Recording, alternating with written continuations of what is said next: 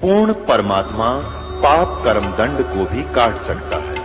अभी तक जिस भी संत व महापुरुष से मिले उन्होंने यही बताया कि पाप कर्म फल भोगने से ही समाप्त होगा।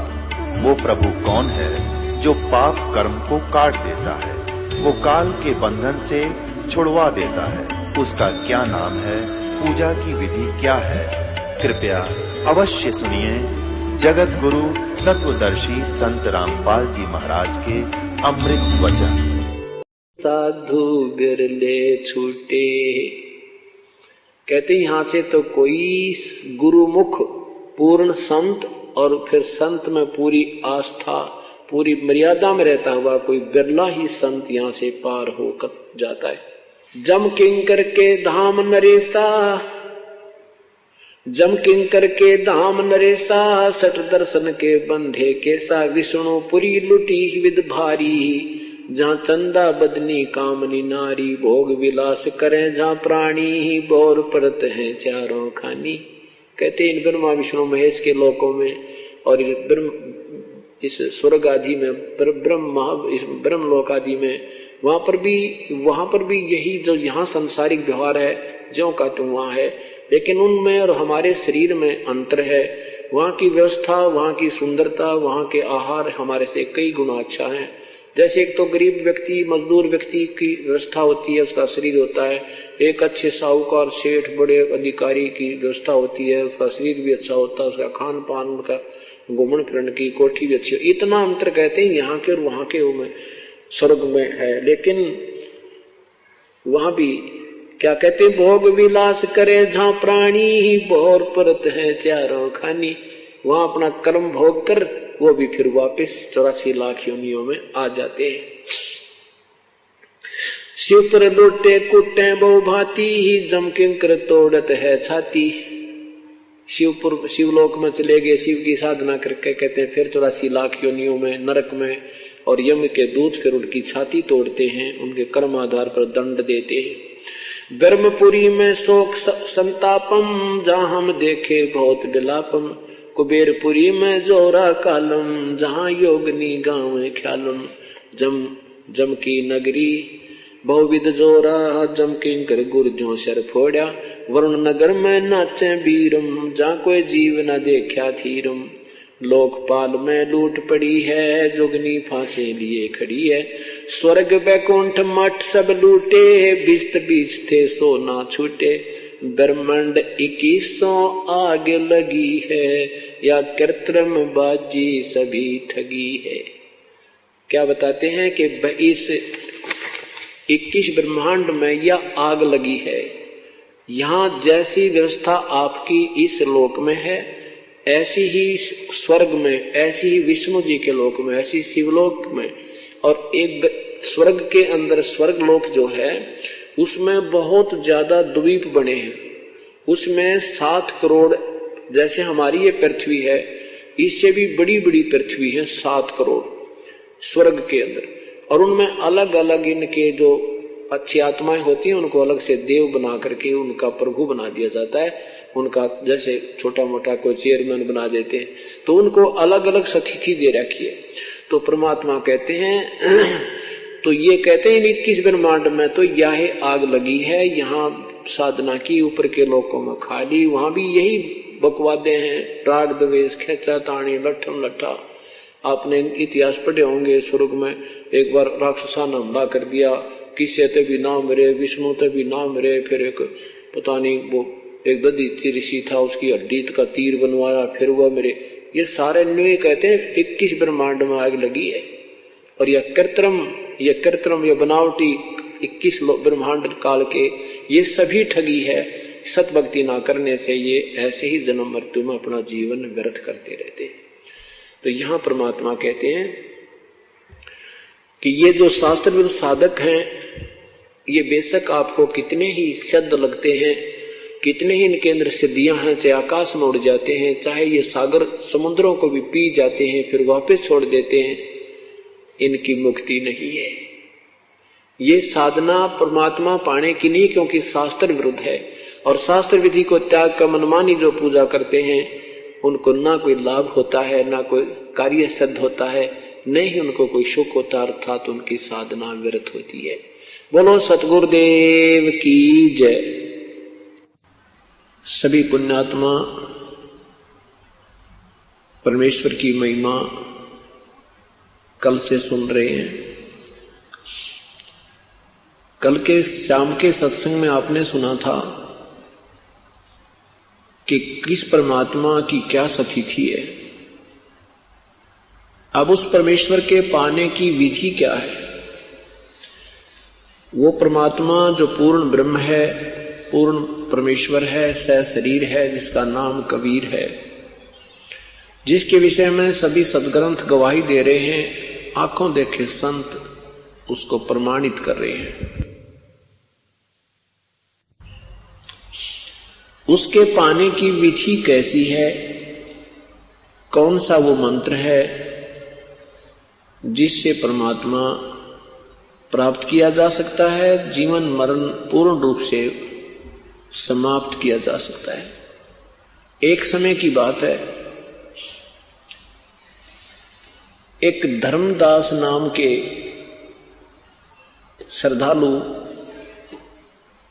अपनी साधना करते हुए अपने पूज्य गुरुदेव के अनुसार जो मार्गदर्शन उसे प्राप्त था, सर्व क्रियाओं को करते हुए अपनी साधनाओं में संलग्न थे।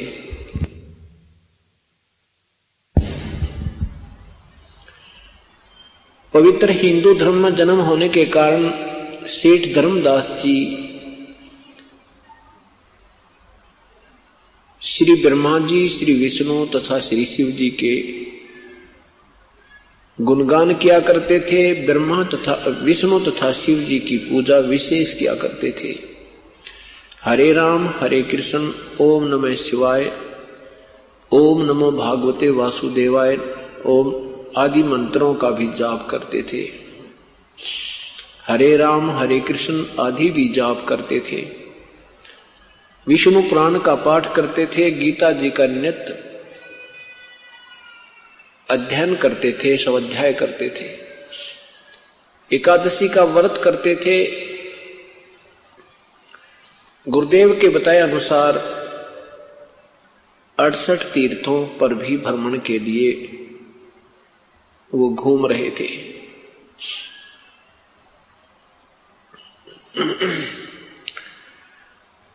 अड़सठ तीर्थों पर भ्रमण के लिए श्री धर्मदास जी घर से निकले। सर्वप्रथम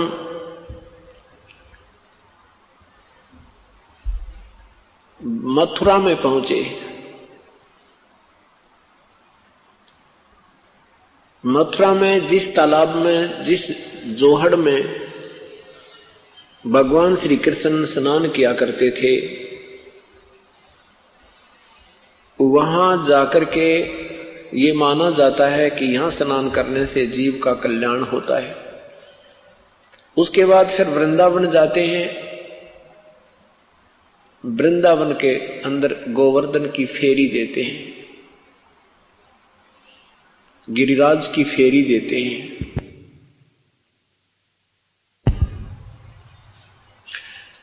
वृंदावन के बाद फिर बरसाने में भी जाते हैं, जहां की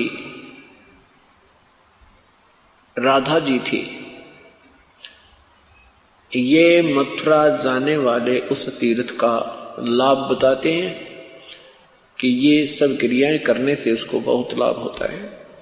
इसी दृष्टिकोण से श्री धर्मदास जी मथुरा के अंदर पहुंचे। उस तालाब में स्नान किया। स्नान करके बाहर कुछ स्थान को गाय के गोबर और मिट्टी मिलाकर के स्वच्छ किया, उसको लीपा, प्लस्तर किया, मड प्लस्तर किया।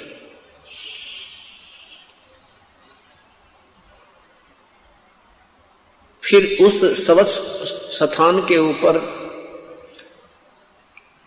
भगवान का एक चित्र रखा, जिसको शालग्राम कहते हैं।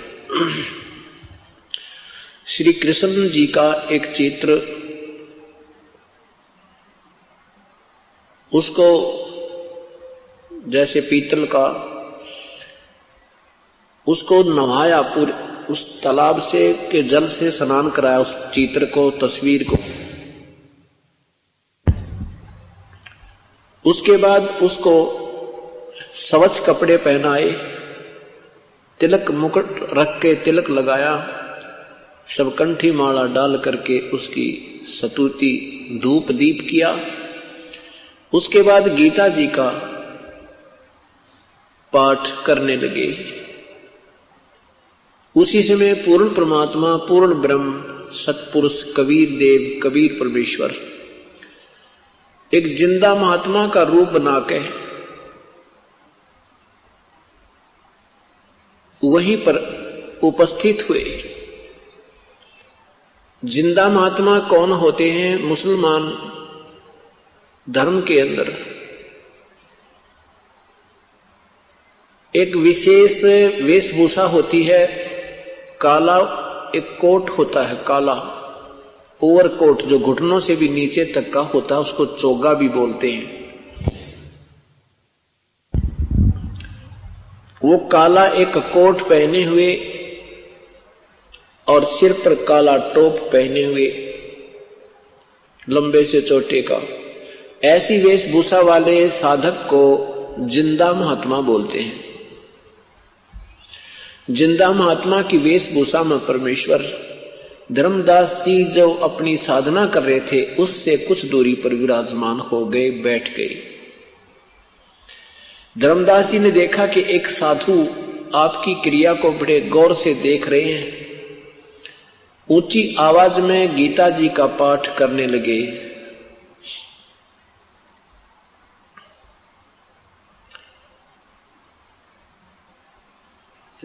श्री धर्मदास साहिब जी ने जब अपनी पूरी क्रिया कर ली, उसके पश्चात परमेश्वर ने उनके सामने विनय की कि हे वैष्णव साधु, क्योंकि श्री धर्मदास जी ने वैष्णव परंपरा से उपदेश प्राप्त था।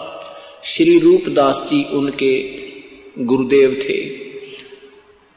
वैष्णव परंपरा के संत साधु साधक की क्या पहचान होती है कि गले में एक तुलसी का एक ही मनिया होता है, मोटा सा तुलसी की लकड़ी का एक मनिया होता है, मणका, और उसको गले में सूत के धागे में डालकर लटकाए रखते हैं। उससे पहचान होती है कि ये वैष्णव परंपरा से उपदेश प्राप्त प्राणी है। मस्तिष्क पर तिलक लगाना ये भी वैष्णव परंपरा के साधुओं का ही प्रमाण पहचान होती है। उस पे 3 तिलक लगाते हैं। परमेश्वर अपने आप को छुपा करके उस प्यारी आत्मा धर्मदास जी को समझाने, शरण में लेने के लिए उनको महिमा देते हैं कि हे महात्मा जी। कबीर साहब कहते हैं धर्मदास साहिब जी को कि हे महात्मा जी, आपकी साधना मुझे बहुत अच्छी लगी। आप बहुत ही अच्छी तरह उच्चारण कर रहे थे। मैं बहुत जगह घूम चुका हूं, भ्रम लिया हूं, मुझे कोई सतमार्ग बताने वाला संत नहीं मिल रहा। मेरा भी कल्याण करो, मुझे भी कुछ भक्ति मार्ग बता दो। धर्मदास जी ने सोचा कि एक मुसलमान होकर और तेरी साधना से प्रभावित हुआ है तो इसका कल्याण संभव है। इसको मैं अपनी भक्ति विधि बताता हूं। धर्मदास जी ने कहा कि भगत जी देखो, मैं भगवान के विषय में बता दूंगा, लेकिन उपदेश मेरे गुरुजी देंगे आपको, उनसे आपको उपदेश दिला दूंगा। परमेश्वर ने कहा कि ठीक है, पहले मेरे प्रश्नों का कुछ उत्तर दो, मेरी शंका समाधान करो, फिर मैं आपके गुरुदेव के पास चल के उपदेश ग्रहण करूंगा। धर्मदास जी बड़े प्रसन्न हुए। धर्मदास जी ने बताया कि हम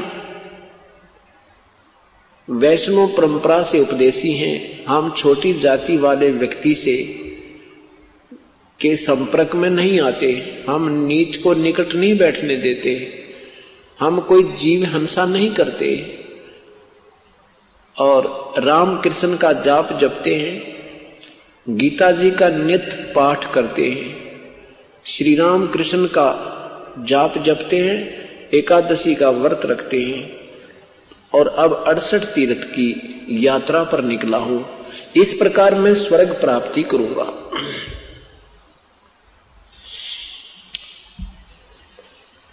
परमेश्वर ने कहा, ठीक है महात्मा जी, मैं कुछ शंका समाधान के लिए प्रश्न करना चाहता हूं।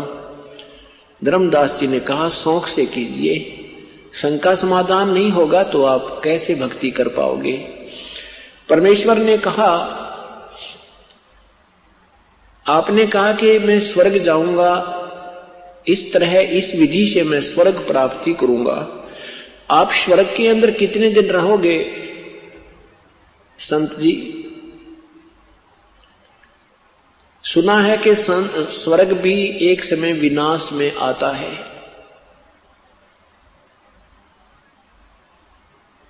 और ब्रह्मा विष्णु महेश को भी अविनाशी नहीं बताया। ब्रह्मा विष्णु महेश भी नाशवान प्रभु हैं। इन्हीं की जीवन हिस्ट्री, जीवन चरित्र अर्थात पुराणों में वर्णन है।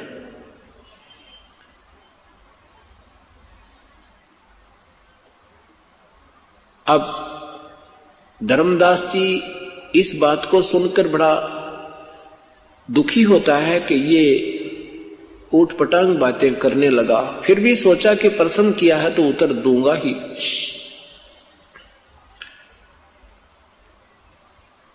धर्मदास जी से परमेश्वर ने कहा कि देखो, 8वें अध्याय के, गीता जी के 8वें अध्याय के 16वें मंत्र में लिखा है कि ब्रह्मलोक से लेकर और नीचे तक के सारे लोग पुनर्वर्ती में हैं, अर्थात इनको ये नाशवान है, इनके प्राणियों का जन्म मृत्यु होता रहता है।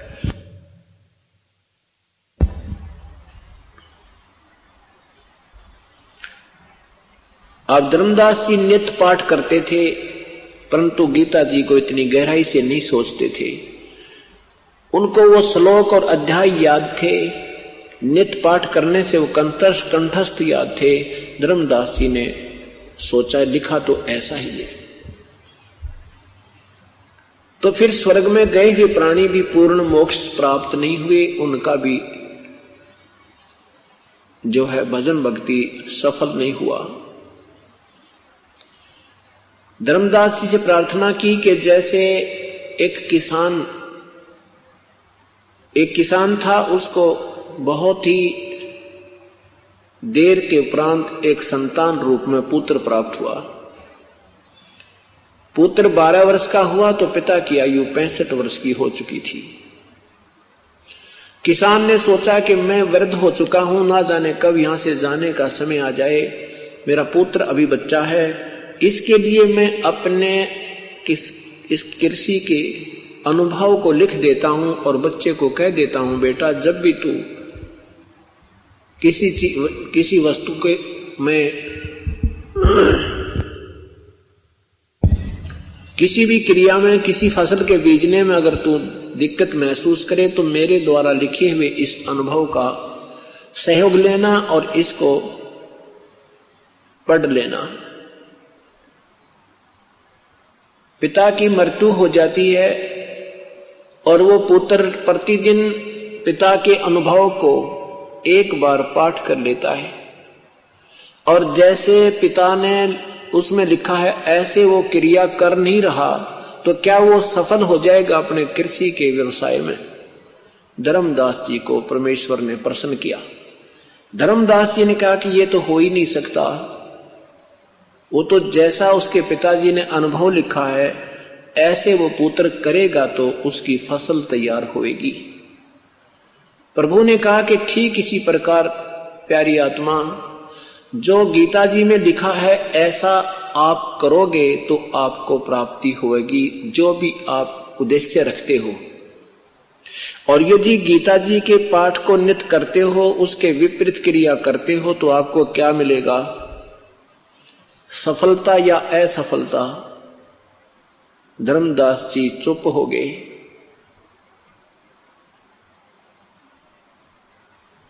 परमेश्वर ने कहा कि गीता जी के 6 अध्याय के 16वें श्लोक में लिखा है कि अर्जुन, ये योग साधना तो न तो अधिक खाने वाले की न बिल्कुल ना खाने वाले की, न ही ज्यादा जागने वाले की, न ही अधिक सोने वाले की, और न ही एकांत स्थान पर बैठकर साधना करने वाले की कभी सफल नहीं होती। बिल्कुल न खाना, व्रत रखना।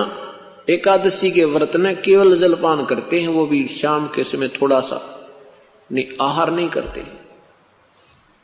अब तो क्योंकि अब समय बदलता जा रहा है, अपनी अपनी क्रियाएं बदलती जा रही हैं, लेकिन पूर्ण एकादशी के व्रत को बिल्कुल आहार नहीं किया जाता। तो परमात्मा ने कहा कि जब तुम, गीता जी मना कर रही है कि व्रत मत करो और तुम व्रत कर रहे हो, तो गीता जी की अवहेलना कर रहे हो, शास्त्र विधि त्याग का मनमानी पूजा कर रहे हो। हरे राम हरे कृष्ण सीताराम राधे श्याम राधे राधे श्याम मिला दे, ये क्या गीता जी में कहीं लिखा है? गीता जी में लिखा है 8वें अध्याय के 13वें श्लोक में कि ओम इति एक अक्षरम ब्रह्म व्यवहारण माम अनुसमरण, यह प्रयाति तजन देहम सयाति परमाम गतिम। मेरा तो एक अक्षर का ओम नाम है, मुझ ब्रह्म के सिमरण करने का उच्चारण करके ओम ओम ओम ओम ओम ओम ऐसे,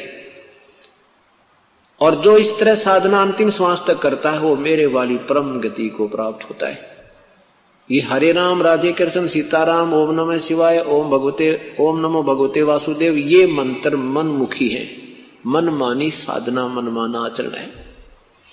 इसके विषय में पवित्र गीता जी के अध्याय नंबर 16 के मंत्र नंबर 23-24 में कहा है कि जो शास्त्र विधि को त्याग कर मनमाना आचरण अर्थात पूजा करते हैं, उनको ना कोई सुख हो है, ना कार्य सिद्ध हो है, ना ही उनकी कोई गति हो है, यूजलेस प्रयत्न है।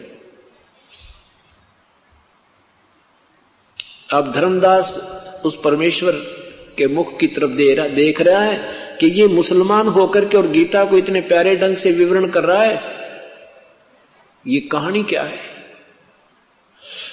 मुसलमान लोग तो अपने कुरान शरीफ के अतिरिक्त किसी शास्त्र को छूते भी नहीं। अब इस सब प्रश्नों का उत्तर नहीं दे पा रहा है और अंत में क्षुब्ध हो जाता है।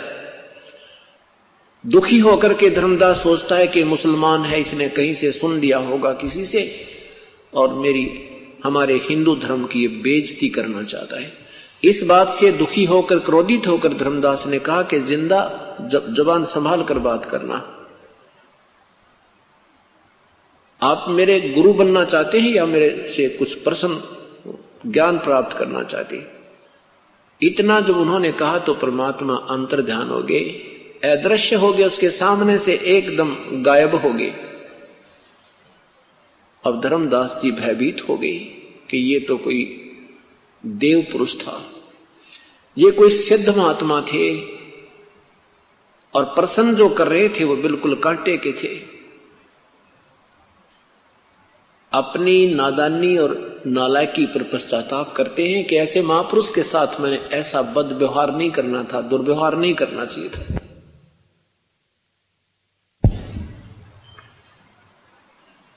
और गीता जी को उठाकर देखते हैं, वो ज्यों का तो मिलता है 8वें अध्याय का 13वां श्लोक, और कोई मंत्र नहीं मेरे जाप करने का, ऐसा गीता जी में ठोक के प्रमाण दिया है।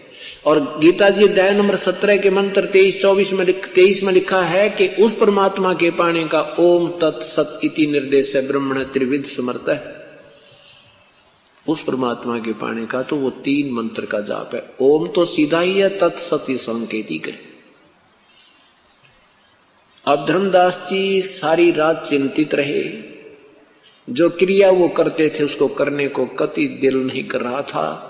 सुबह उठा, स्नान किया, स्नान करके वो शाल्यग्रामवादी की पूजा को करने को नहीं दिल कर रहा था। उसने सोची खाना बना ले पहले। अब सुबह उठा, अंधेरे में उठते ही उसने अपना खाना बनाया, लिपा, उसी प्रकार मड प्लस्टर करके लीप के गारा और गाय के गोबर से खाना बनाने लगा। तो एक मोटी लकड़ी जो बीच से थोथी थी, उसमें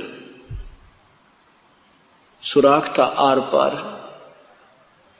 और उसमें ढेर सारी चींटियां थी। वो धर्मदास को अंधेरे में दिखाई नहीं दी।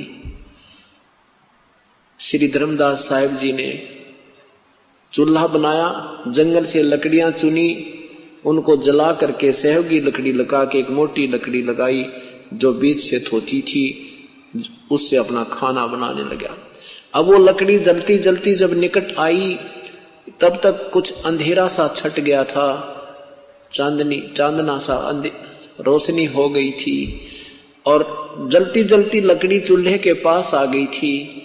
धर्मदास जी की दृष्टि पड़ी तो क्या देखा कि चींटियां अपने अंडे मुंह में लेकर और कुछ वैसे उस लकड़ी के अंदर से बाहर निकलने का प्रयत्न कर रही हैं और लकड़ी के बाहर एंड पॉइंट पर अंतिम हिस्से पर एक तरल पदार्थ उबल रहा था, उबल रहा होता है, वो उबल रहा था, उसमें से चींटियां बाहर निकलने की चेष्टा कर रही थी, जल जल कर उस पर गिर गिर कर चटक चटक होकर के वो जल रही थी, कुछ अंदर अग्नि से जल रही थी। ऐसे करोड़ों चींटियों की हत्या देखकर, हिंसा देखकर धर्मदास कांपने लगे, क्योंकि साधु आत्मा ही प्रभु पाने का प्रयत्न किया करती हैं, उनको साध संगत कहते हैं। तो वो साध आत्मा थी। परमात्मा ऐसे सुबह सुबह इतनी हिंसा देख करके वो सारा कांप गया, शेष लकड़ी पर तुरंत पानी डाल दिया, जितना भोजन बन गया था सो बन गया था, फिर भोजन नहीं बनाया। अपने आप में सोचने लगा, देख मैंने आज कितना पाप कर दिया, ए भगवान मैं तो महादोषी आत्मा हो गया, आज इस अपराध को कैसे विनाश किया जाएगा। आप पे निष्कर्ष निकाला कि आज मैं निराहार रहूंगा और इस भोजन को किसी साधु संत को खिला दूंगा, मैं आहार नहीं करूंगा, मैं पाप मुक्त हो जाऊंगा।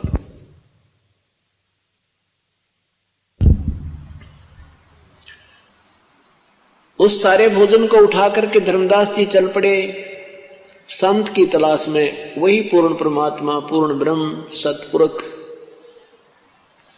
एक साधु भेष बनाकर, जैसे हम साधु मानते हैं, हमारी जो दृष्टिकोण बना हुआ है कि लाल कपड़े हो, भगवा बाणा हो, गले में एक माला हो, माथे पर तिलक हो, जटा बड़ी हो या मूंड मुड़ा रखा हो या कोई ऐसी क्रिया हो तो हम उसको संत मानते हैं। ये हमारा दृष्टिकोण है।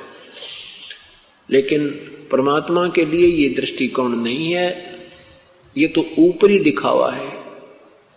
जिसमें सतभक्ति और सतज्ञान है वही साधु होता है, वो चाहे कैसी वेशभूषा में।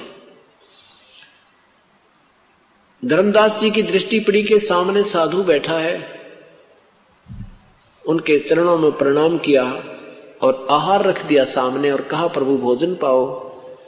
हे महात्मा जी आहार करो, आपको भूख लगी होगी। परमेश्वर ने कहा हाँ धर्मदास जी मुझे भूख लगी है, धन्य हो, धन्यभाग, धन्यवाद हो आपका। अब धर्मदास जी ने सोचा कि ये व्यक्ति मैंने कभी देखा नहीं, इसने मुझे नाम से पुकारा है। सोचा कि मैं बहुत बड़ा सेठ हूं, भंडारे करता रहता हूं, ये कभी भंडारे में आया होगा, मैंने इसको दान दक्षिणा दी, इस करके मेरा नाम जानता होगा। आप पे आप मन में ऐसा सोचकर कहा प्रभु भोजन पाओ। परमेश्वर ने क्या किया कि अपने लोटे से जल लिया, एक मंत्र बुदबुदाया और उस जल के छींटे उस आहार पर, भोजन पर लगाए। जल के छींटे लगते ही सारा का सारा आहार की चींटियां बन गई, वह कीड़ी बन गई, सारी थाली काली होगी, चींटियां बाहर निकल रही हैं थाली से। जब देखा उसी रूप में आगे जो पहले दिन वार्ता हुई थी उस जिंदा वाले महात्मा के रूप में परिवर्तित हो गए प्रभु, और कहा धर्मदास तू कह रहा था मैं जीव हिंसा नहीं करते, हम वैष्णव साधु हैं, तेरे से तो कसाई भी अच्छे भाई। इस बात को सुनकर धर्मदास और सामने देख के उसी प्रभु को चरणों में गिर गए और कहा मेरा दोष क्षमा करो प्रभु, मैंने आपको कल आप शब्द बोल दिए। हे परमेश्वर हम अल्प बुद्धि हैं, आपका ज्ञान अनमोल है। पुराने रंग के आधार से और ये बुरी आदत अपनी गलती को ना मानने वाली, ये भी मेरे अंदर समावेश थी प्रभु, इस करके मैंने आपके सत्य ज्ञान को भी स्वीकार। आपके बिछुड़ने के उपरांत प्रभु मैं बहुत दुखी हुआ। ए परमात्मा मुझे नींद नहीं आई रात्रि में, ए मालिक मुझे और ज्ञान सुनाओ। मुझे और मार्ग बताओ, मेरी इच्छा हो गई है। सचमुच आपने जो बताया वही गीता जी को मैंने पुनर्देखा। आपने बताया कि ब्रह्मा विष्णु महेश नासवान है, मैंने उनको फिर देखा। सचमुच प्रभु ज्यों का त्यों लिखा है। हे परमात्मा, ये ज्ञान आज तक हमें किसी ने नहीं बताया।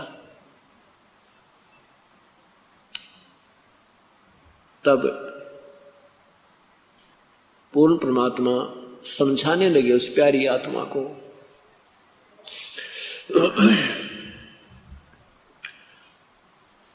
अब सर्वज्ञान समझा करके परमात्मा उन्हें सृष्टि रचना सुनाने लगे।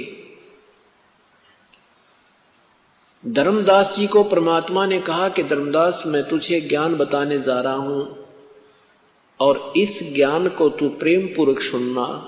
प्रथम बार तुझे ऐसा लगेगा ऊटपटांग, क्योंकि आपने तत्व ज्ञान अभी तक सुना नहीं है। आपने लोक वेद सुना है। जिस भी पवित्र धर्म में जो भी कथाएं चलती हैं, जो भी कोई महिमा किसी संत महापुरुष की गाते हैं, आपने केवल वहीं तक सीमित सुनी है। आपको शास्त्र ज्ञान, तत्व ज्ञान नहीं सुना है। और ये वो ज्ञान है जो सदग्रंथों में विद्यमान है, लेकिन आप तक नहीं पहुंच पाया। और ये इसमें वो भी ज्ञान है जो इन सदग्रंथों में भी नहीं है, इनसे न्यारा भी है। कुछ ये ज्ञान अपने आप के सदग्रंथों में है और कुछ इससे बाहर का है। वो ज्ञान मैं बताने आया हूं उस पूर्ण परमात्मा का। क्या बताते हैं कि आपने गीता अध्याय नंबर 4 के मंत्र नंबर 5 में पढ़ा होगा। गीता बोलने वाला प्रभु कहता है कि अर्जुन, तेरे और मेरे बहुत जन्म हो लिए, तू नहीं जानता, मैं जानता हूं। अध्याय नंबर 2 के मंत्र नंबर 12 में कहा कि अर्जुन, मैं और तू तथा ये सब सैनिक पहले भी थे और आगे भी होंगे, ये ना सोच के अब ही वर्तमान में है। अध्याय नंबर 2 के, गीता जी के अध्याय नंबर 2 के मंत्र नंबर 17 में कहा कि वास्तव अविनाशी तो उनको जान, उसको जान जिससे ये सब ब्रह्मांड व्याप्त हैं, और उस अविनाशी का वध करने में कोई भी समर्थ नहीं है। गीता जी के अध्याय नंबर 15 मंत्र 16 और 17 में लिखा है, 2 प्रभु हैं, एक क्षर पुरुष ये ब्रह्म है, अक्षर पुरुष ये परब्रह्म है। इन दोनों से न्यारा एक अविनाशी प्रभु इन दोनों से भी भिन्न है, और वही वास्तव अविनाशी परमात्मा परमेश्वर कहा जाता है। उस परमेश्वर के विषय में ना गीता बोलने वाला प्रभु जानता है, ना वेद बोलने वाला प्रभु जानता है। अन्य ऋषि और महर्षि तो कहां जानेंगे जब ब्रह्मा विष्णु महेश भी नहीं जानते। उस प्रभु के बारे में गीता जी के अध्याय नंबर 4 के मंत्र नंबर 34 में कहा कि अर्जुन, उस तत्व ज्ञान को, परमात्म तत्व को, पूर्ण परमात्मा के बारे में विषय में जो वास्तविक ज्ञान है, उस तत्व ज्ञान को किसी तत्वदर्शी संतों के पास जाकर उनसे सुन, उनको विनय पूर्वक प्रार्थना कर, फिर वो पुण्यात्मा, वो महापुरुष तुझे जैसा मार्गदर्शन करें ऐसे तू साधना कीजिए। जो आज तक किसी को ज्ञान नहीं है, ये वो ज्ञान आज मैं बताने आया हूं। तो क्या बताते हैं कि इसके तत्व ज्ञान को समझने के लिए धर्मदास ये सृष्टि रचना का सुनना, इसको समझना और कंठस्थ याद करना बहुत आवश्यक है। और ये जो ज्ञान मैं तुझे बताऊंगा, ये जन जन को समझाना, इस ज्ञान से सबकी बुद्धि ठीक होगी, समझ में आएगी और अपने मूल मालिक को वो पहचान पाएंगे। नहीं तो युग बीत गए, कितने युग हो गए हमें जन्मते और मरते को तुम्हें, और ना बेरा कितने को और कष्ट में जीवन तुमने भोगे हैं, आगे भी भोगते रहोगे जब तक इस मार्ग को ग्रहण नहीं करोगे। धर्मदास जी कहता है, प्रभु गीता जी के अध्याय नंबर 11 के मंत्र नंबर 32 में ये खुद कह रहा है प्रभु कि मैं काल हूं, सबको खाने के लिए आया हूं। परमेश्वर ने कहा कि श्री कृष्ण काल नहीं थे धर्मदास, तो वो काल कैसे कह रहे हैं अपने आप को? गीता जी का ज्ञान किसने कहा?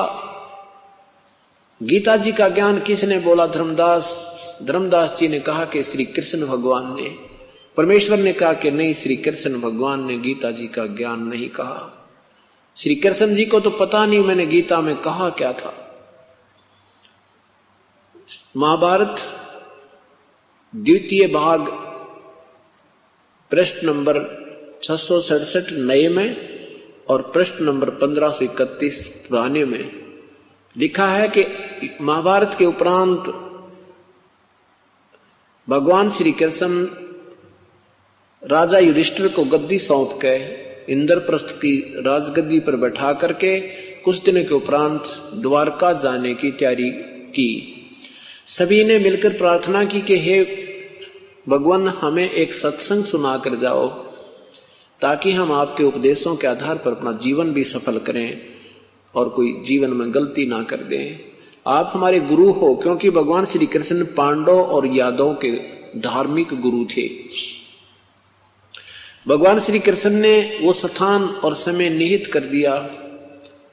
निश्चित स्थान पर सत्संग प्रारंभ होना था। उससे पूर्व अर्जुन और श्री कृष्ण घूम रहे हैं, श्रोतागण आकर के बैठ रहे हैं, अपना अपना स्थान ग्रहण कर रहे हैं।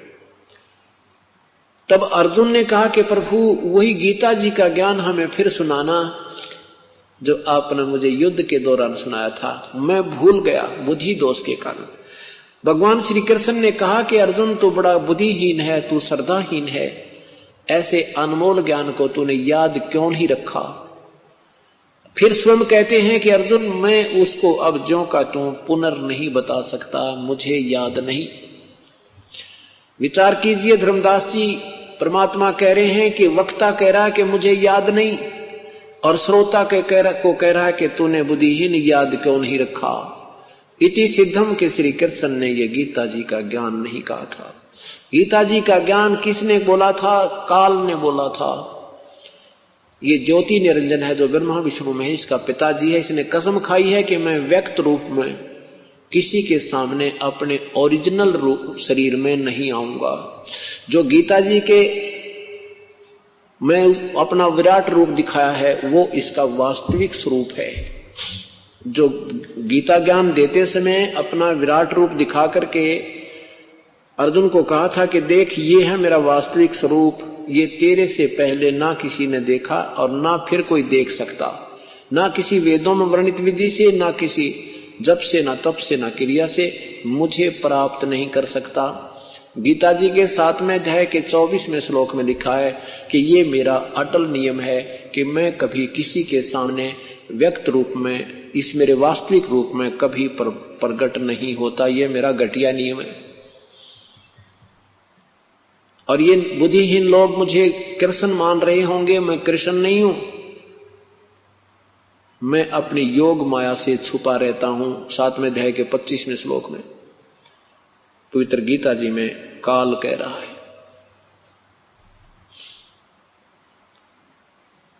गीता जी के अध्याय नंबर 11 मंत्र 47-48 में कहा कि अर्जुन, ये मेरा वास्तविक स्वरूप है, इसको किसी भी क्रिया से, ना वेदों वर्णित विधि से, ना कोई पहले देख सका ना आगे देख सकता। ये तो मैंने तेरे पे मिहिर करके दिखाया है। वो विराट रूप जो काल ने दिखाया था वो उसका वास्तविक स्वरूप है धर्मदास जी। यदि वो स्वरूप विराट रूप श्री कृष्ण जी ने दिखाया होता तो ये नहीं कहते कि मैं ये पहले किसी ने नहीं देखा, क्योंकि भगवान श्री कृष्ण विराट रूप अपना कौरवों की सभा में दिखा चुके थे। जब कौरव पांडवों का आपस में भाई बंटवारा नहीं हो रहा था, उसके लिए भगवान श्री कृष्ण 3 बार शांति दूत बनकर गए थे। और दुर्योधन इस बात को भी सहमत नहीं हुआ था कि पांडवों को 5 गांव दे दूं, तो भगवान ने उसको कुछ शब्द, करड़े शब्द बोले थे, जिससे दुर्योधन ने भगवान श्री कृष्ण को अरेस्ट करने का आदेश सैनिकों को दे दिया था। उस समय भगवान श्री कृष्ण ने अपना विराट रूप दिखाया था, जिससे कौरव घबरा गए थे, भगवान बाहर आ गए थे।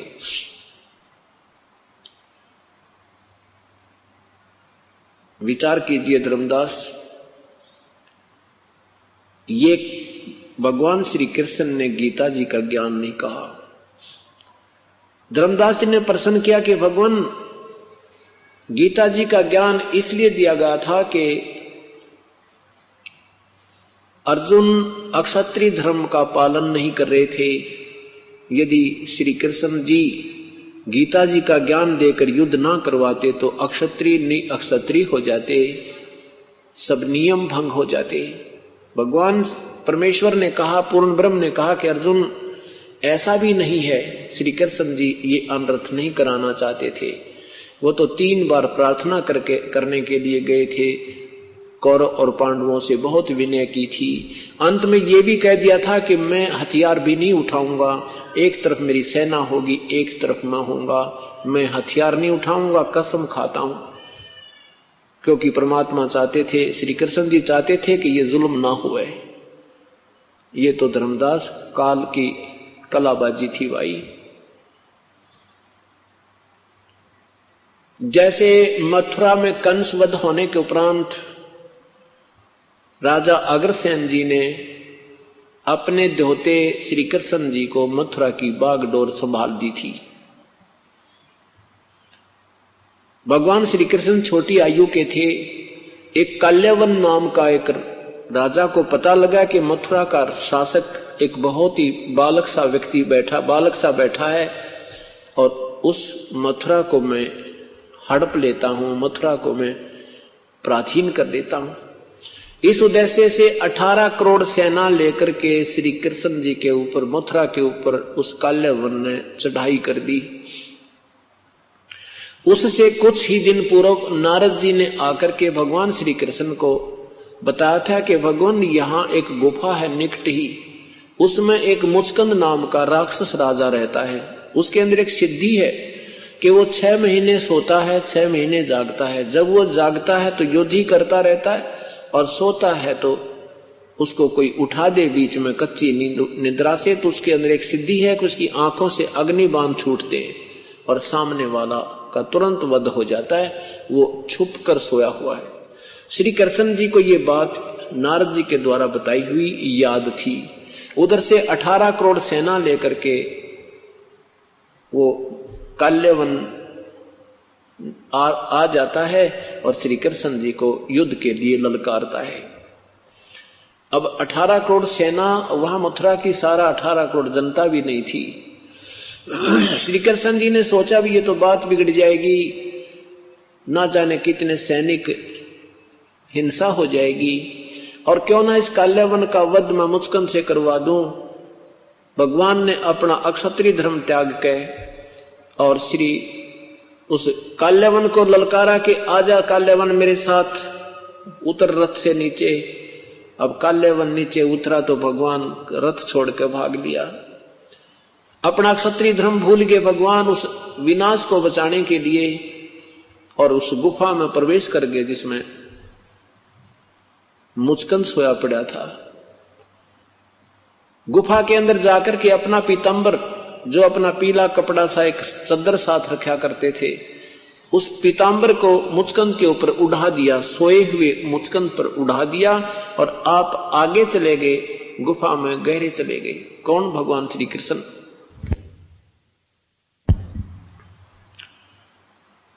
काल्यवन ने देखा कि कृष्ण गुफा में प्रवेश कर गया है, तो मुचकंद और काल्यवन आराम से चल रहा है कि बच्चा अब कहां जाएगा, अब तुझे अच्छी तरह देख लूंगा, अब तो तू फंस गया। आगे जाकर देखा कि एक व्यक्ति सोया पड़ा है। उसने मुचकंद को श्री कृष्ण जानकर कहने लगा, अरे कायर, तू मेरे से डर के यहां के छुप के सो गया। मुचकंद की टांग पकड़ के और मरोड़ दी श्री कृष्ण जान के। अब मुचकंद की निंद्रा भंग हुई, उसमें एक सिद्धि थी, आंखों से अग्निबाण छूटे और काल्यवन वहीं ढेर हो गया, मर गया। अब श्री कृष्ण जी ने पकड़ के उस मुचकंद के पैर और घसीट कर लाया, बाहर उनकी सेना के सामने पटक दिया। राजा की हार सेना की हार मानी जाती थी, राजा की मृत्यु सेना की हार मानी जाती थी। तो सभी सैनिकों ने, काल्यवन के सैनिकों ने अपने हथियार डाल दिए और अपने राजा का शव लेकर चल पड़े और कह गए कि कृष्ण जी हम फिर आएंगे, अब तुझे बख्शेंगे नहीं, अपना नया राजा नियुक्त करके। श्री कृष्ण जी ने सोचा ये तो पागल इंसान है, ये फिर आएंगे, फिर झगड़ा होगा। इसलिए विश्वकर्मा को जी को बुला करके कहा, विश्वकर्मा एक ऐसा स्थान ढूंढ ले कि उस समुद्र में जो 3 तरफ से पानी हो, समुद्र हो, एक रास्ता हो, एक द्वार हो, उस द्वार इका एक द्वार वाली नगरी श्री विश्वकर्मा जी ने भगवान श्री कृष्ण के आदेश से तैयार कर दी। उधर से भगवान ने अपना सारा बोरिया बिस्तरा लाद के और प्रस्थान कर दिया, सारी मथुरा खाली कर दी और द्वारका में पहुंच गए। तो धर्मदास जी को भगवान कह रहे हैं कि धर्मदास विचार करो इन बातों पे। श्री कृष्ण ये विनाश कराना नहीं चाहते थे। जब स्वयं वो अपने अक्षत्रिय धर्म को छोड़ सकते हैं, क्या दूसरे को अक्षत्रिय धर्म की आड़ में विनाश करवा सकते हैं? ललकार उसको तैयार कर सकते हैं, प्रेरणा दे सकते हैं। धर्मदास सुन्न हो गया, तेरे की सचमुच हम रोज पढ़ते थे इन कथाओं को, पर ये जोड़ जुगाड़ मारे तो जुड़ा नहीं। देखो पुण्यात्माओं, जैसे किसी दुकान में सारे स्पेयर पार्ट रखे हैं और जेन्युइन रखे हैं, लेकिन उनको जोड़ने वाला इंजीनियर ना हो तो न गाड़ी बन सकती है, ना को इंस्ट्रूमेंट बन सकता है।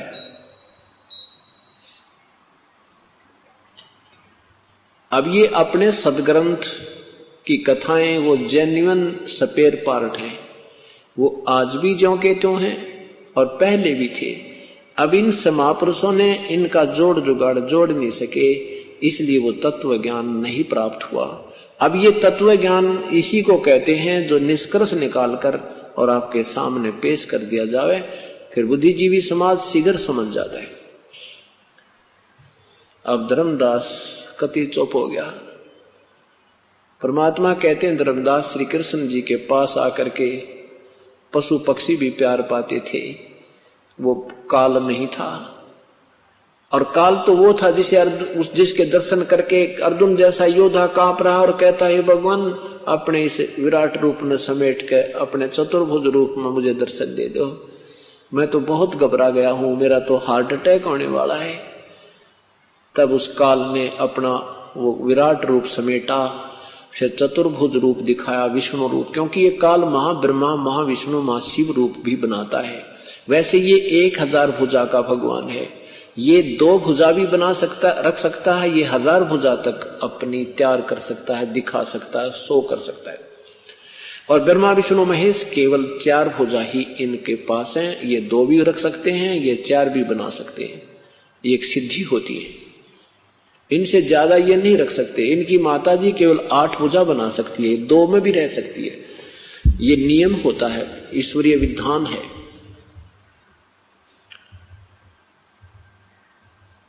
तब धर्मदास ने कहा, परमात्मा ने कहा, धर्मदास कितने जन्म हो गए तुमने मरते और जन्मतों को, क्या प्राप्त हुआ तुझे? आज तू सेठ है, कल ना जाने तो कौन सी योनि में प्राप्त होगा, ना जाने कौन से नरक में तुझे डाला जाएगा, ये काहे का जीवन है? तब धर्मदास बोला, हे भगवान, हे परमात्मा, हम कैसे फंस गए यहां पर, ये क्या कहानी है? इसके लिए परमेश्वर ने कहा कि अब सुन ले ये राम कहानी जो मैं तुझे सुनाना चाहता हूं, जिससे तेरा अंधेरा हटेगा, अज्ञान दूर हो जाएगा और हर शास्त्र तेरी समझ में आएगा। ये सृष्टि रचना सुनो। परमात्मा ने कहा कि मैं उस परमेश्वर के आदेश से यहां आया हूं, उस परमेश्वर का तत्व ज्ञान सुनाने के लिए। यदि परमात्मा ये कह देते कबीर साहब कि मैं ही प्रभु हूं, मैं ही ये रचने वाला हूं, शुरुआत में ही कह देते, तो धर्मदास जी की बुद्धि काम नहीं करती, क्योंकि हमने अभी तक प्रभु को निराकार मान रखा है। हम बेशक भगवान राम के, भगवान श्री कृष्ण के, विष्णु जी की मूर्ति भी रखते हैं, फिर भी हम परमात्मा को निराकार मानकर राजी हैं, फिर भी हम उनको निराकार ही मानते। ये हमारी उल्टी बुद्धि पता नहीं कैसे फिट होगी। इससे सिद्ध है कि हम जिस भगवानों को पूजते थे वो भगवान उनसे सेटिस्फाई नहीं थे, हम संतुष्ट नहीं थे कि वास्तव में यही फाइनल है। नहीं तो हम बिल्कुल नहीं मानते कि निराकार सामने तस्वीर देखते थे प्रभुओं की। तो कहने का भाव ये क्या है कि कहें कुछ और करें कुछ। अभी तक हमें ऐसे गुरु मिले थे, क्या बताया धर्मदास जी को कि धर्मदास पहले, अब ये दास बताएगा परमेश्वर द्वारा रची हुई सृष्टि, बताई हुई ज्ञान को। सबसे पहले केवल एक अनामी लोक था, उसी में पूर्ण परमात्मा अकेले रहते थे। अनामी पुरुष उनका उपमात्मक नाम है। वास्तव में उस परमेश्वर का नाम कबीर देव है। कबीर देव, कबीर, उपमात्मक नाम उनका अनामी पुरुष। अनामे, अनामे का अर्थ होता है रोग रहित। अनामे संस्कृत का शब्द है ये। अनामे माने स्वस्थ, किसी प्रकार का कोई भी रोग ना हो, यानी कोई भी वहां रचना नहीं है, केवल परमात्मा पूर्ण ही। अनामी पुरुष ना के उपमात्मक नाम से विराजमान थे। परमेश्वर ने अपनी स्वेच्छा से नीचे के 3 लोकों की और रचना की। उसके बाद फिर अलग अगम पुरुष, अनामी के बाद अगम पुरुष, अगम लोक, फिर अलख लोक और लास्ट का जो है सतलोक। इन 3 लोकों को और उस परमात्मा ने अजरो अमर रूप से, अविनाशी रूप से रचना की, शब्द रूप में। अर्थात ऊपर के 4 लोक अब वर्तमान में सतपुरुष न, ये सतलोक, अलखलोक, अगम लोक और अनामी लोक, ये चारों लोक तो बिल्कुल अविनाशी हैं। इनका कभी विनाश नहीं होगा। वहां रहने वाले प्राणियों का भी कभी नष्ट नहीं होते, कभी मृत्यु जन्म नहीं होता। उसमें प्राणी कैसे उत्पन्न आए, उसी पूर्ण परमात्मा ने अपने 3 रूप और बनाए।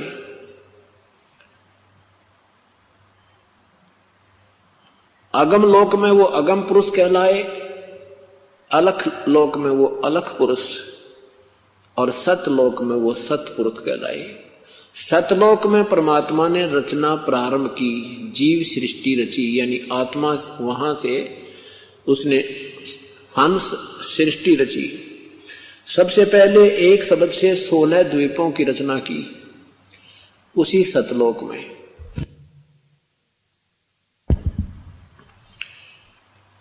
फिर 16 शब्द उच्चारण किए, उसमें 16 पुत्रों की उत्पत्ति की। 16 पुत्रों को एक एक द्वीप में रहने का आदेश दिया।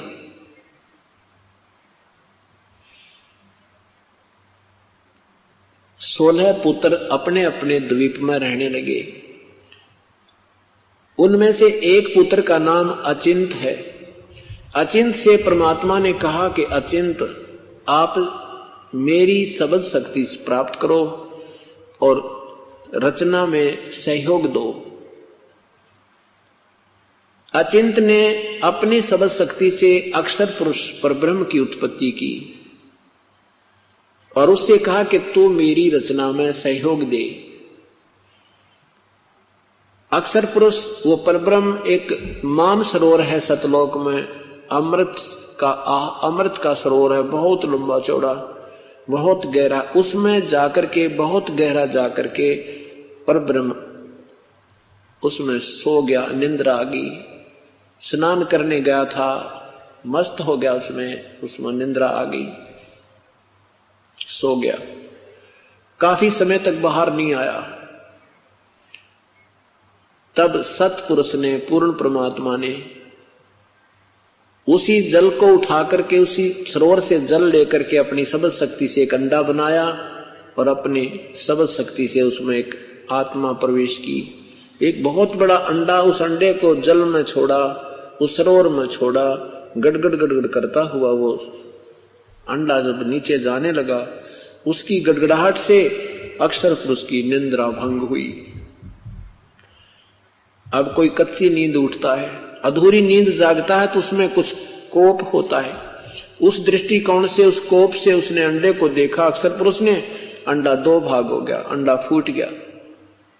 उसमें से ये ज्योति निरंजन ब्रह्म निकला। परमेश्वर ने आकाशवाणी की कि आओ तुम दोनों बाहर आ जाओ। अक्षर पुरुष तो निंद्रा में था, तुझे जगाने के लिए ये सब क्रिया करनी पड़ी। तुम बाहर आकर के दोनों जाकर के अचिंत के लोक में रहो, उस द्वीप में रहो।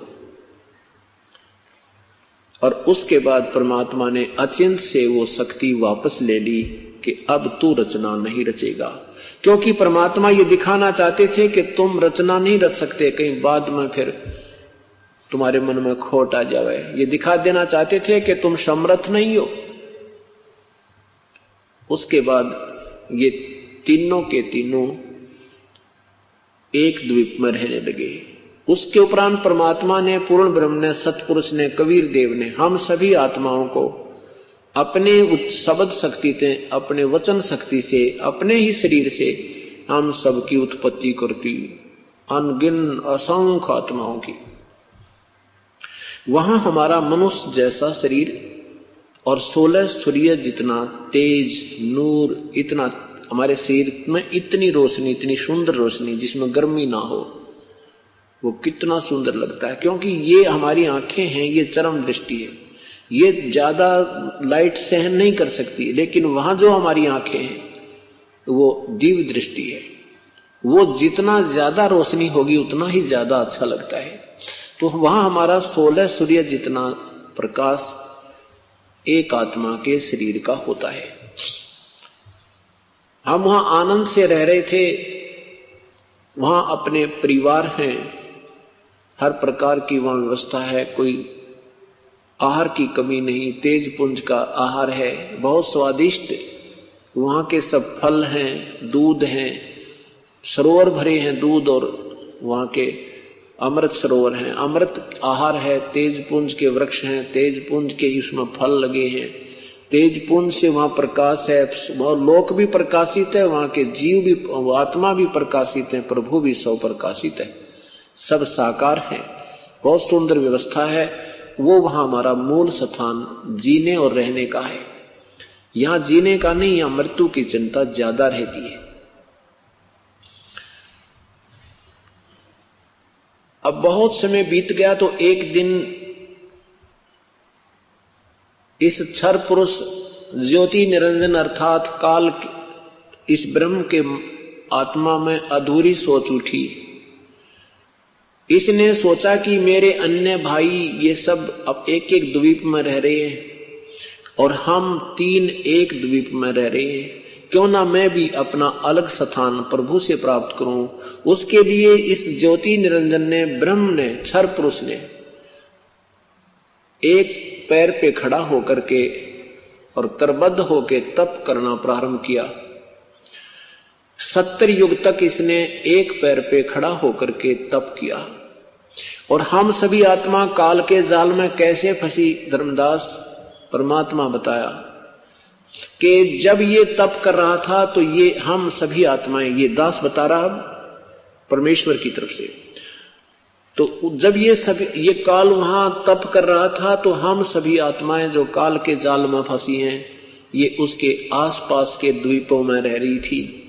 हम सभी ने उसको इतना देखा, इतना आकर्षित हो गए हम उसके ऊपर, हम हृदय से चाहने लगे, देख कमाल कर दिया, एक पैर पे खड़ा है, कितने दिन हो गए। और यही समस्या आज, यही प्रक्रिया हमारे मन में, आत्मा में आज भी समाई हुई है। जैसे कोई गांव का गोरे या शहर के बाहर कोई पता लग जाए कि एक साधु 10 दिन से खड़ा है, बैठा भी नहीं है, देखने वालों की लाइन लग जा। कुदरती बात है, तपस्या वो कर रहा है, चक्कर हम काट रहे हैं। ये डले डौन की आदत हमारी पुरानी है। अब जैसे हीरो और हीरोइन है, वो अपनी रोजी रोटी के लिए झटकम पटकम करते हैं, कलाबाजी करते हैं, बनावटी बातें बनाते हैं, और ये नौजवान बालक उन्हें देख देख कर लट्टू हो जाते हैं, उनके ऊपर मुग्ध हो जाते हैं और लेना एक न देना दो। ये हमारे अंदर वहीं से बीमारी घर की थी। अब कोई यहां पर आ जाए बरवाला में या हिसार में कोई अभिनेता या अभिनेत्री और इन बच्चों का देखे वहां लाइन लग जाएगी, ओह